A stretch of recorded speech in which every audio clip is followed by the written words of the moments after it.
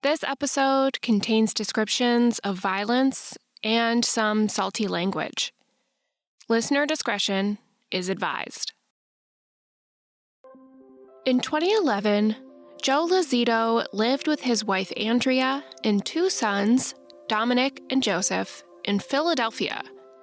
But Joe commuted to work at Lincoln Center in New York City, where he worked in the box office. The commute sucked, I'm not going to lie. And, you know, one of the things I regret to this day is I missed a lot of things, you know, working up in New York. But at the time, financially, it was the best thing for the family. And how long was that commute? 5 hours round trip. From the time I left my house to the time I would get to work, it was 2.5 hours each way. What did you do? I would buy the Philadelphia Daily News, I would buy the New York Post, and I would read that, you know, pretty much cover to cover. On the morning of Saturday, February 12th, Joe had completed the drive to the train station, taken the New Jersey Transit train to Penn Station, and now just had to take the subway uptown. But that day, they were doing construction on those tracks, so everything was running express.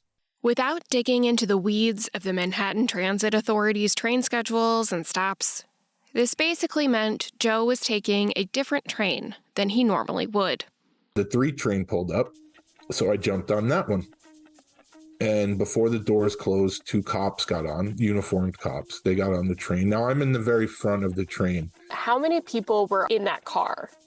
Maybe 20. It wasn't full. This was Saturday morning. So I guess you had some people that had been out from the night before, and then you had some people that were starting their weekend in New York. So maybe 20 or so people were on the car with me.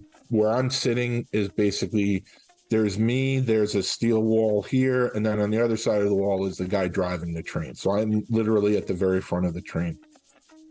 The cops get on the train. They go right into he's called the motorman. You go right into the motorman's compartment with the guy driving the train, which is weird because I've been on the train a lot with police officers, and most of the time they just stay in the middle. You know, they're watching what's going on, or they're going station to station. So it was a little weird, but I didn't really think much of it. But then we don't move right away. And then we start moving, and we're going very slowly. But then a man approached the door the police officers had gone through and started banging on it. And he says, "Let me in." And the voice on the other side of the door goes, "Who are you?" And he goes, "I'm the police." And they go, "You're not the police." And with that, he just turns around and he goes and sits down. Now, when he sits down, there was a woman that he sat next to, and she got up as fast, like he hadn't even hit the seat yet. And she got up and went to the other end of the car. It gets weirder because as that guy sits down, there was a gentleman standing to my left. He bolts to the door and he's tapping on the window, looking over his shoulder and tapping on the window, trying to get the cops to come out. And he looks terrified. And the first guy starts walking back up. And with that, the second guy who was tapping on the window hightails it right back to me, right next to me. And like I said, now at this point, I'm like, what the fuck is going on, right? So the first guy, he's walking towards the door. He stops about 3 feet from the door, about 2 feet from me. He looks down and he says, "You're going to die. You're going to die." He reaches into the back of his jacket, takes out an 8-inch knife, and he just whop right into my face right here. This is Live to Tell, the podcast where I talk to some of the bravest people who have been through the most horrifying things and lived to tell the tale. I'm Caitlin Van Mall. So now we're into it. So now he goes back again. He brings his arm back to come back down. And when he does that, I shoot in for his legs. But obviously at this point, I'm just trying to get him down. And instead of hitting him in the legs, I kind of went in too high, and I ended up wrapping my arms around his waist, almost like a football tackle. I did get him down, but while I was taking him down, he kind of had my whole head, and that's where he kind of sliced me and stabbed me in the head here, and here. If I basically knew that I could die, I mean, I'm going hand-to-hand combat, and he has a knife and I have nothing. But if I don't do anything, he's going to murder me. And then I'm never going to see my family again. And that wasn't an option. If I was going to die, I was going to die fighting.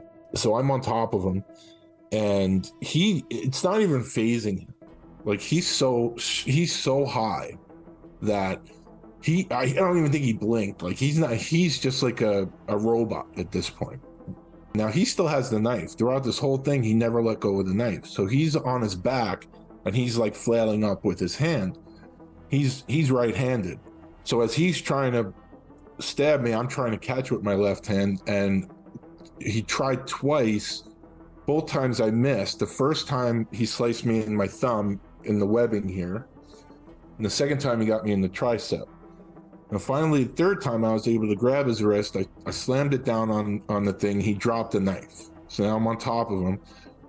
Then I get the tap on the shoulder from the police, who at some point finally decided to make their way out. So I get the tap on the shoulder. You can get up now. We got him. And I'm just like, oh, okay.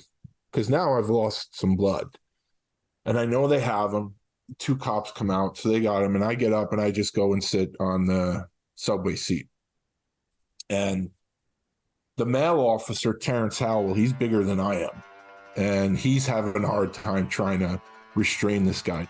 He can't control this guy's arms. And the female cop, Tamara Taylor, couldn't have been more useless. She's just standing there and she won't get down. And she's like, should I mace him? Should I mace him? And Howell says, no, if you mace him, it's going to stay in the car. There's no ventilation.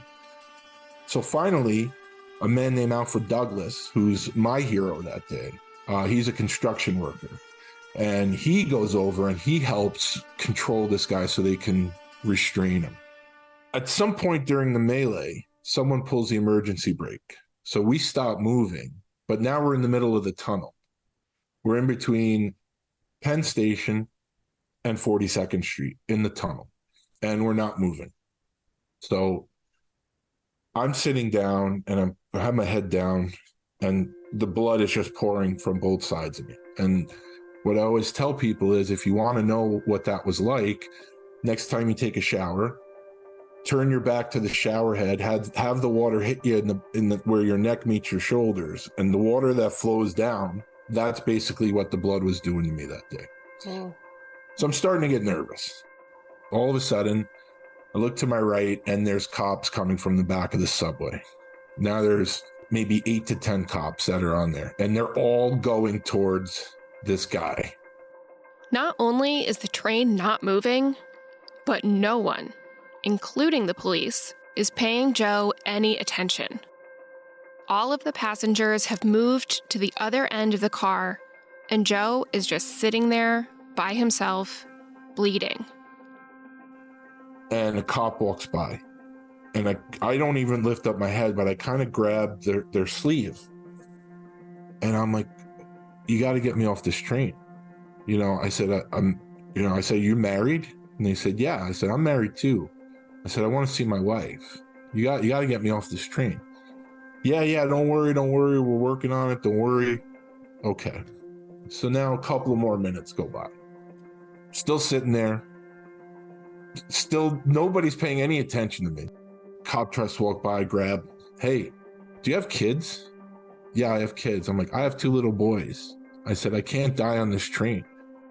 I'm basically beside myself. And they go, did you see how we all came from the back of the train? And I said, yes. They go, the paramedics are on their way. That's how they're going to come. So keep an eye out for the paramedic. So in my head, I'm like, all right, well, I'm getting some, assistance, right? And what are the cops doing? I don't know. Like at this point, Gelman is apprehended. Couldn't go anywhere if he wanted to.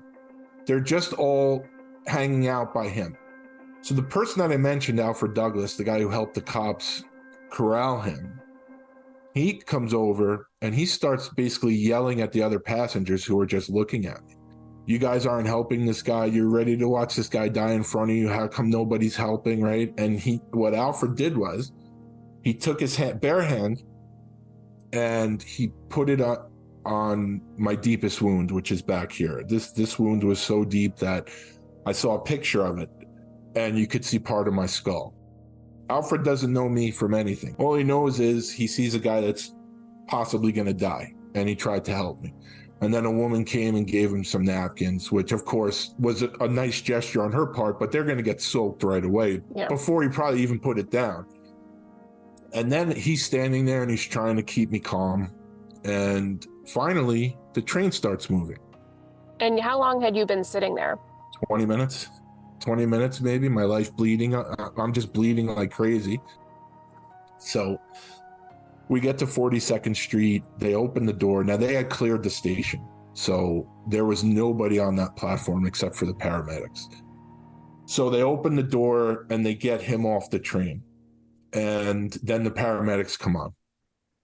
They lift me off the subway seat, put me on the stretcher. And as they put me on the stretcher, I pass out. But I'm not unconscious, because I can still hear everything that's going on. It's kind of like you're watching television, you're starting to nod off, and before you nod off completely, you're half in, half out. You know, you can hear what's going on around you, but you're not completely out. Right. Tamara Taylor, the cop behind me, was talking to one of the other cops. And in the conversation, she called me likely, which didn't register with me at all at that point. I didn't know what it meant. And up until this point, I hadn't felt any pain, because I guess it was all the adrenaline. There was no pain. And even when he was stabbing me, I felt like pressure. I was out maybe 10 seconds. When I came to, that's the first time I felt pain. I guess that was the adrenaline dump. And I've said it a million times. It's kind of like someone just doused my head in gasoline and lit it on fire. Like it was a pain I can't even describe. I'm on the stretcher. I'm awake now. I'm wide awake. The two paramedics were unbelievable. Those guys, you know, as far as I'm concerned, Alfred saved my life that day. The paramedics saved my life that day. I'm like, do you have anything for the pain? You got anything for the pain?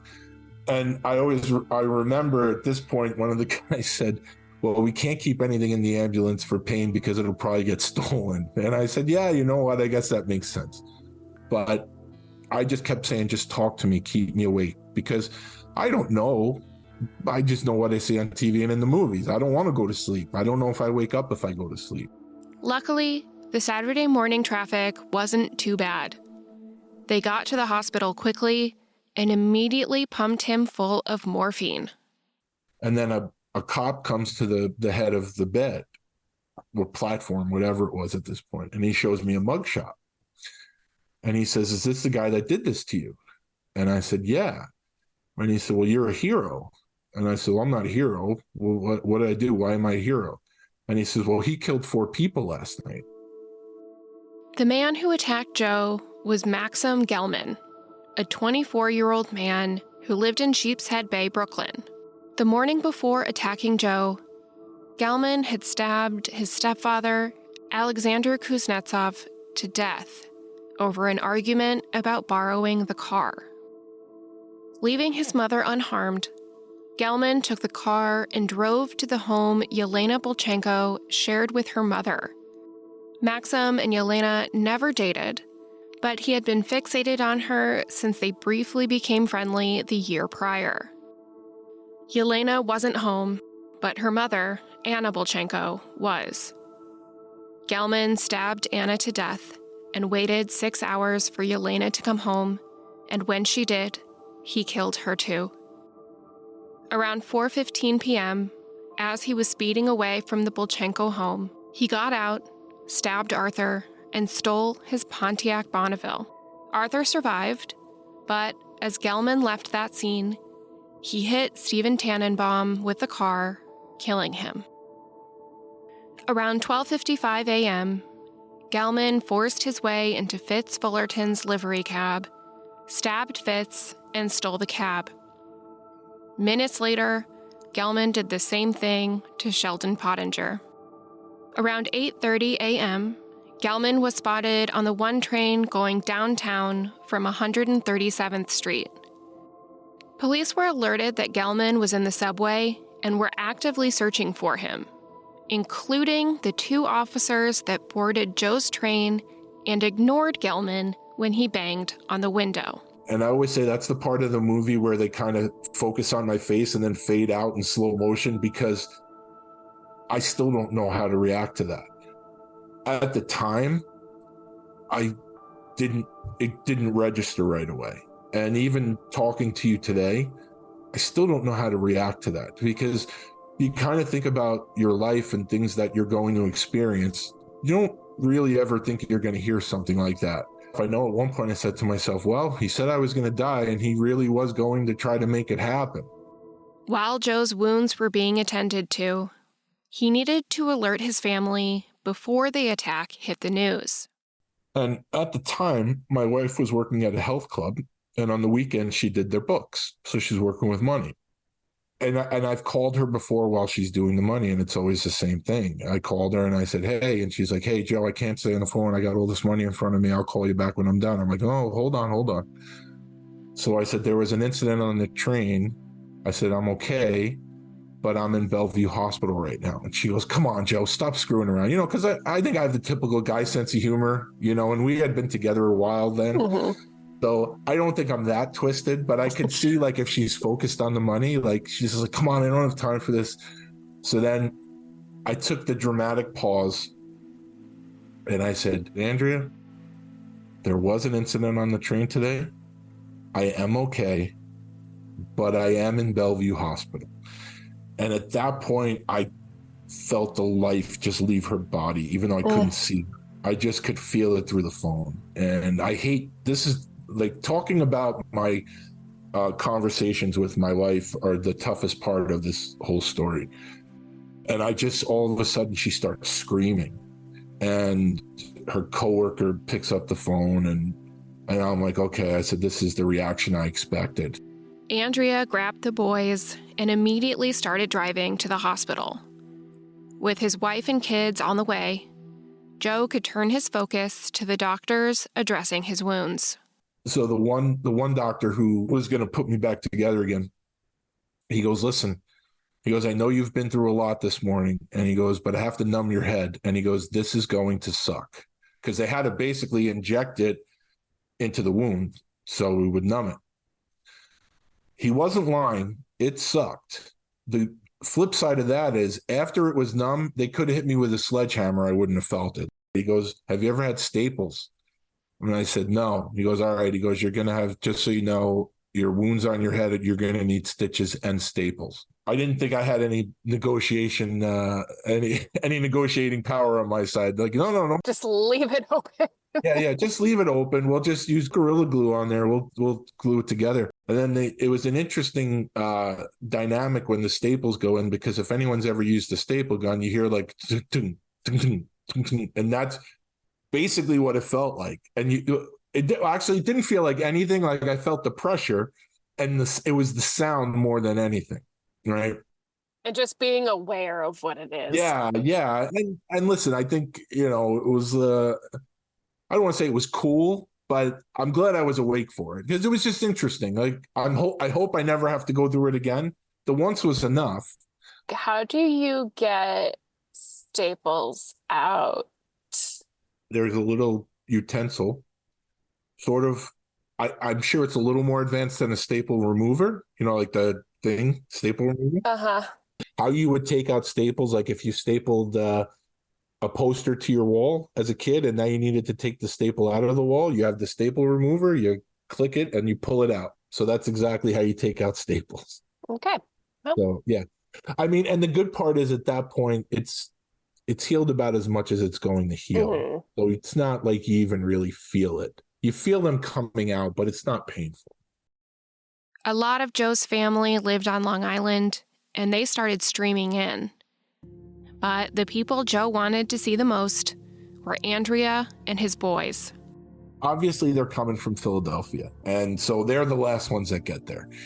And I think part of the reason why I get emotional is because my wife will tell you how she dealt with it and how she was able to drive up, not knowing what she's going into, is that my sons, who were 10 and 7 at the time, were basically the ones calming her down.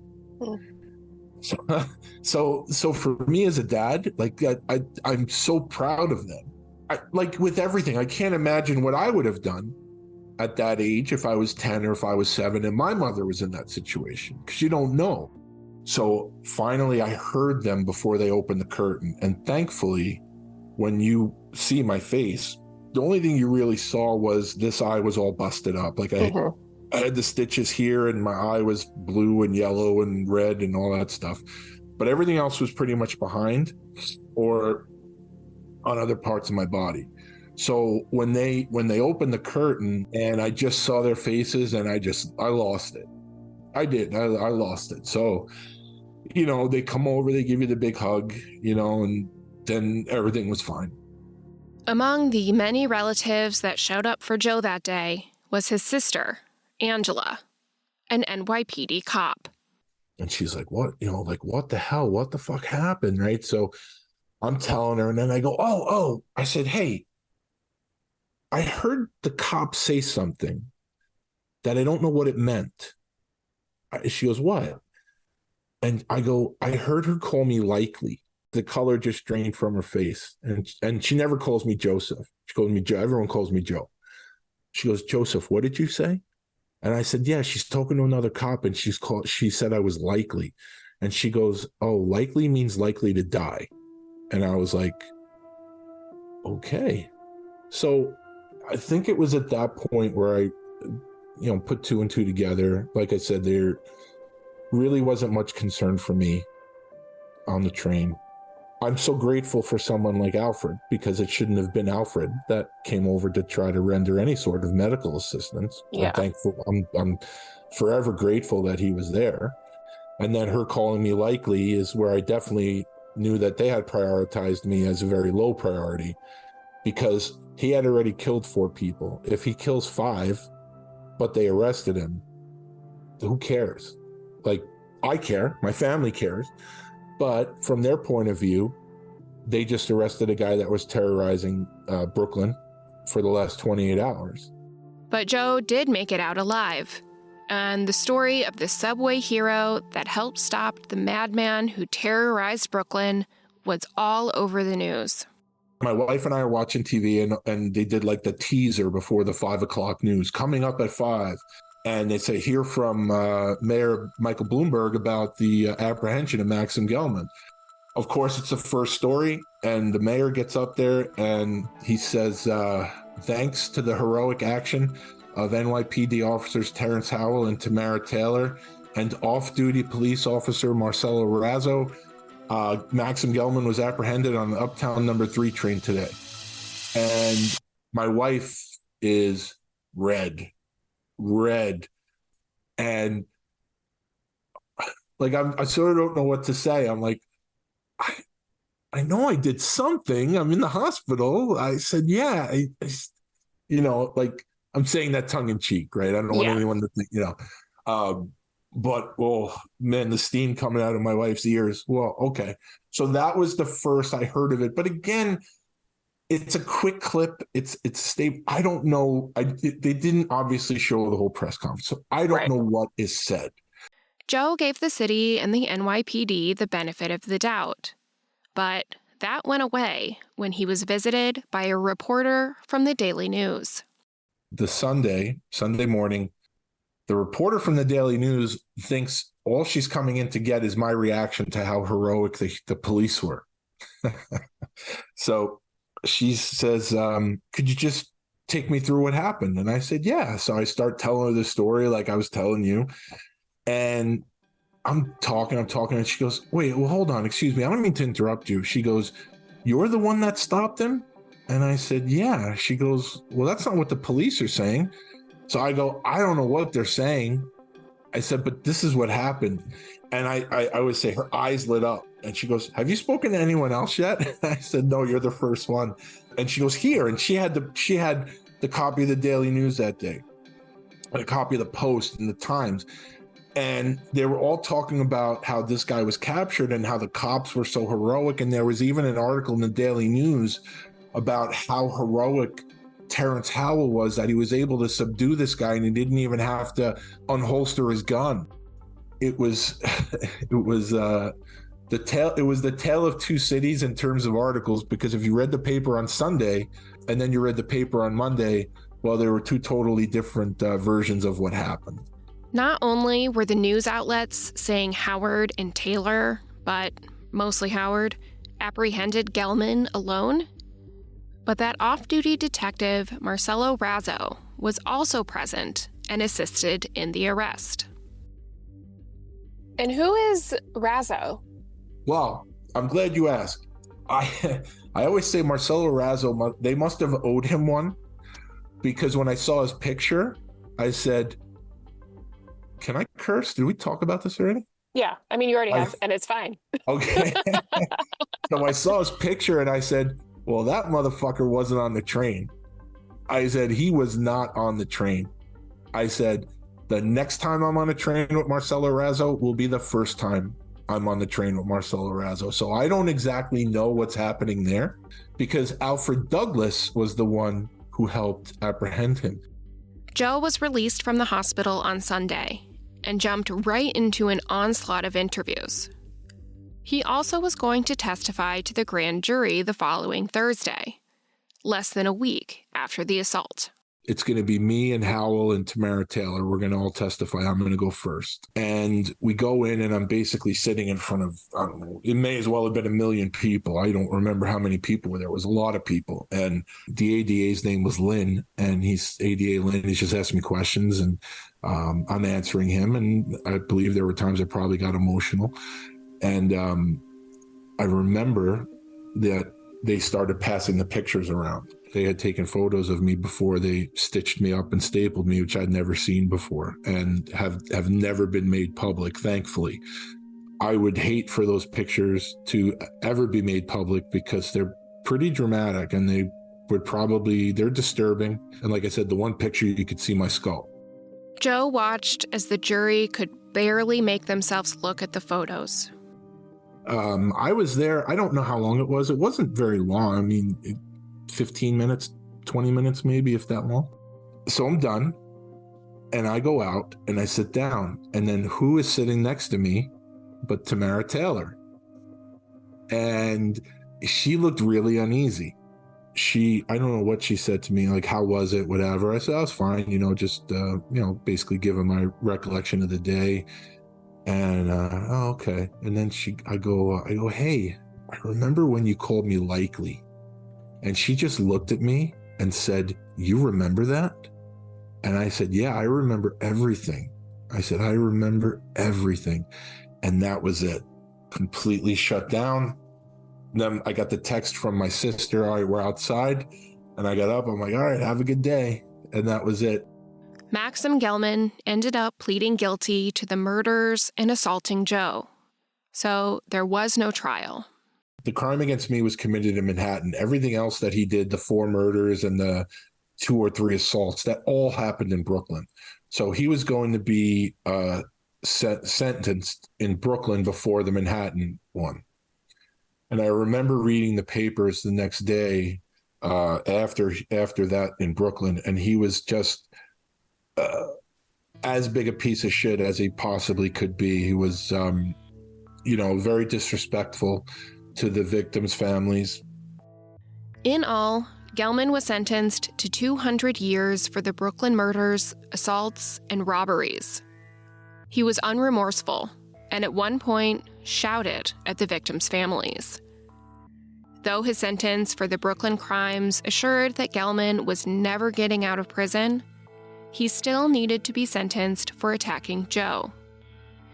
Joe read a victim impact statement at Gelman's sentencing and was fired up after reading about Gelman's behavior in Brooklyn court. I'm not grateful that he was an asshole to them, but I'm grateful that I read the article because then I knew what to expect. So then it was sort of like, well, I know I'm smarter than him. I know I'm more clever than he is. So let's do the war of words. Because I knew the minute I said something, he was going to try to come back with something. But so I said what I said. He said what he said. And we were going back and forth. And I started feeling my adrenaline. And I could feel like you kind of get like the interior shakes. And it's not nerves. It's, I have to control myself. And at that point, I kind of shut it down and I said, all right, I'm done. Because you might do something violent. Because and again, intellectually, I know I can't do anything, but the body's going to react. The mind is going to cause the body to react a certain way. And I knew there was no chance I would get to him. And that's when I shut it down. And then I sat down and he made a stupid comment about Kim Kardashian. Gelman actually proposed to Kim Kardashian, who was not present. It was fun. I mean, don't get me wrong. It was fun to be there again. You know, I'm sure some people wouldn't look at it that way, but I had the opportunity to basically tell him what a coward he was. You know, you get the opportunity to say what you want to say to someone. Obviously, I wish it was just, a locked room with no windows, but I didn't have that option. So you work within the parameters you're given. I would do it once a week if I could. Absolutely. Yeah, I would do it. I'd do it once a week if I could go in there and basically belittle him 100%. Gelman was sentenced to 25 years for assaulting Joe, to be served consecutively to the sentence for the murders. Gelman's sentencing was about a year after his arrest. While Gelman waited out that year in Rikers, Joe was recovering from the attack as quickly as he could. His work had told him to take all the time he needed, but Joe was itching to get back to normal, so he decided to go back 3 weeks after the attack. And I remember my boss calling me, and my boss, he's not just the boss, he's a friend. He's one of the nicest people I've ever met. And he goes, I'm going to meet you at Penn Station and take the train with you to the job. So he goes, just tell me what time you get to Penn Station, and I'm going to take the subway with you. And I was like, God, you don't have to do that. He's like, no, I'm doing it. So the first day back, he met me at Penn Station, and we were just laughing about it pretty much the whole time. Like, Pete's like, I don't know what I'm going to do if a guy comes at us with a knife, He goes, I just want to be here to support you. And I was like, that's great. And again, I work in a box office. I'm not building houses or anything. So it's not, I wouldn't call it manual labor. Probably about halfway through the day, I was just out of gas, and he saw it. Like, I didn't ask. He's like, you got to go home. And I was like, I don't know, maybe I came back too soon. And then I came back the following week. So I think all told, I was out for a month. Were you being paid while you were out? Yes. Obviously, it was a big story. And, it was a global story, but especially so in New York City.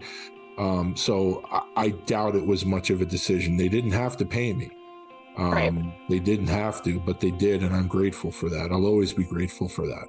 By this point, Joe had told his story to many news outlets, but the city's version of events hadn't really changed. Joe was Gelman's last victim, and the 2 police officers were the ones that stopped him. There wasn't much Joe could do about that, but one day, shortly after Joe returned to work, he was approached at the Lincoln Center fountain by someone with some pretty damning information. I'm just kind of walking around the fountain talking to a buddy of mine, and I notice that there's someone following me, and I just start laughing. Like at this point, nothing phases me anymore, right? So I'm on the phone. I go, "You're not going to believe this," and he goes, "What?" I'm like, "There's someone following me," and he's like, "Come on." I'm like, "Dude, I'm walking in a circle. There's someone following me." So I go, "Let me call you back." So I slow up my pace to the point where he gets close to me, and I turn around and I'm just like, "Can I help you?" And he was startled. He's like, "Oh, no, I'm not looking for any trouble. I'm not looking for any trouble." He goes, "I was on the grand jury that you testified in front of." And I said, "Well, how do I know that?" I said, I don't know. You could be lying. I go, "How do I know that?" He goes, "All right. I know the pictures that they showed us were very graphic." And basically whatever he said was, I knew he wasn't lying because those were never made public. And he said, when Terrence Howell testified, he testified that when you and Gelman had first started, he was going to come out, but he thought Gelman had a gun, so he stayed inside. So it took me a second, and I'm like, so wait, he testified that he was going to come out and do something, but he thought that the other guy had a gun, so he went back inside to the locked room and left a train full of unarmed passengers to deal with this guy? And he goes, yeah. And he goes, when he said that, we're just kind of like looking at each other. Like, he goes, it hit us all at once. Like, did he really just say that? He said after he was done testifying and he left the room, he goes, basically the jury, the grand jury kind of surrounded the ADA and said, can we bring him up on charges? He goes, basically he goes, this is what our tax dollars are paying for. He goes, he just admitted to leaving a train full of unarmed civilians with a spree killer. And the ADA is like, no, that's not what we're here for. It's not what we're here. We got to stay focused on the task at hand, right? Part of me was happy that I finally had the confirmation. Mm-hmm. But for the most part, it was like being attacked all over again. Yeah. That's when we decided that we had to do something. So. That something was to sue the New York Police Department. The city filed to dismiss immediately. The lawyer Joe had been working with didn't have much hope they would win and decided not to move forward with the case.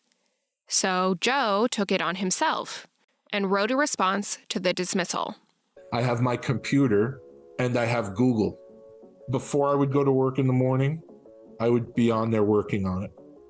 When I would come home from work, I'd be on the computer working on it.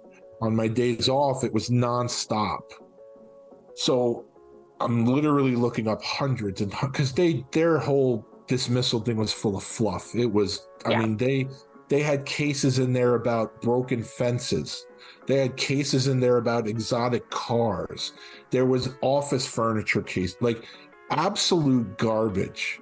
So Joe writes up this whole document describing how all the cases the city cited weren't relevant to what happened to him.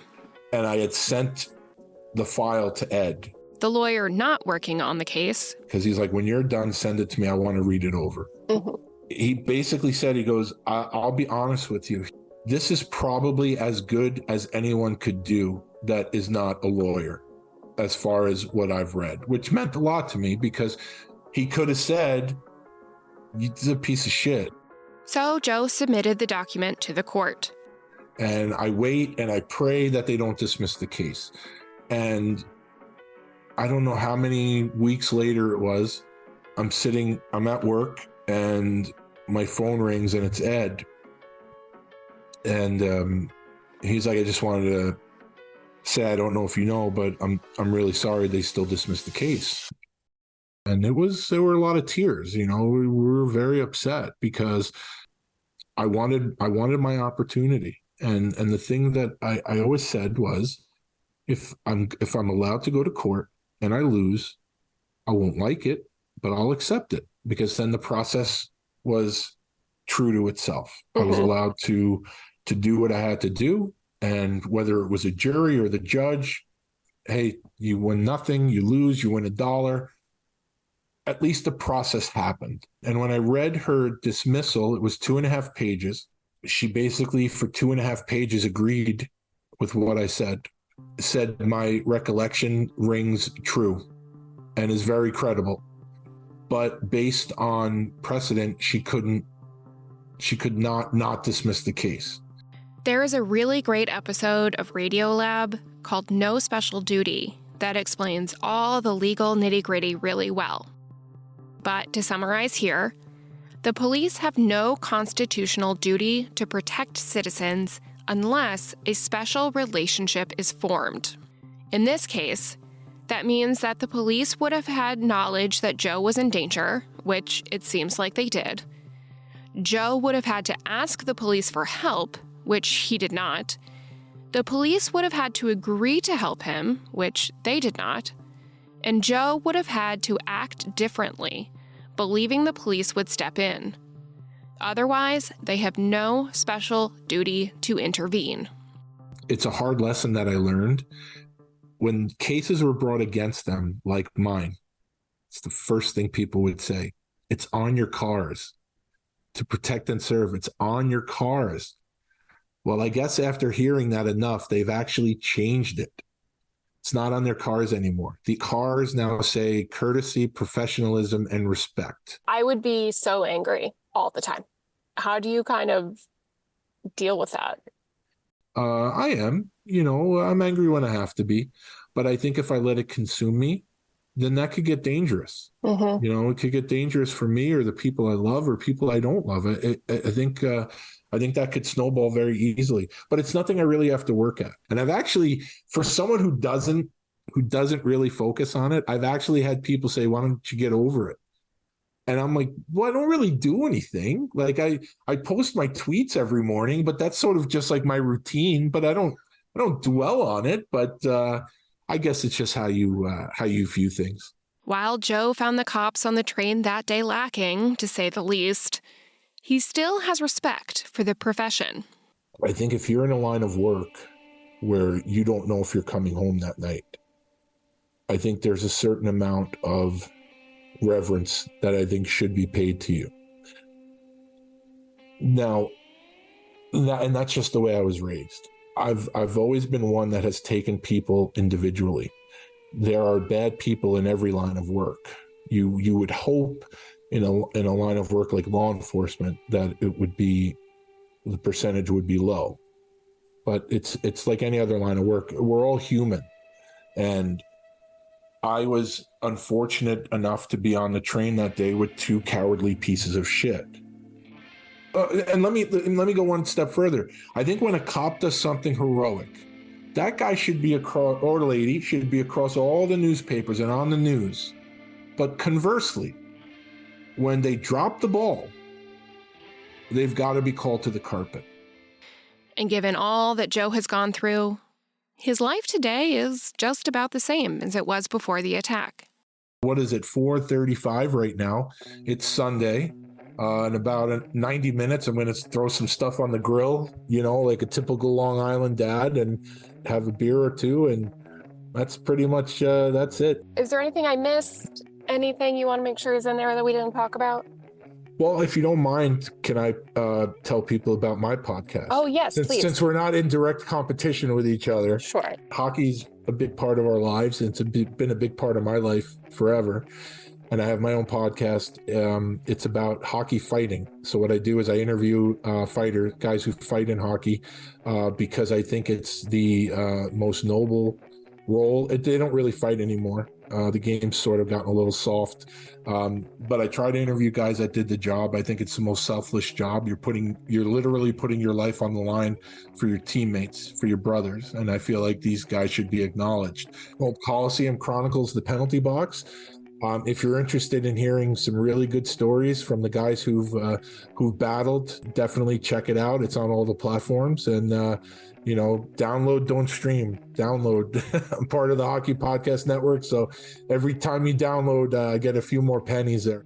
You can find Coliseum Chronicles, The Penalty Box, wherever you get your podcasts. This is Live to Tell. I'm Caitlin Van Mall. You can follow the show on Instagram and TikTok at Live to Tell Podcast. If you enjoyed today's episode, please rate, review, and subscribe. It really helps the show. I'll see you in 2 weeks.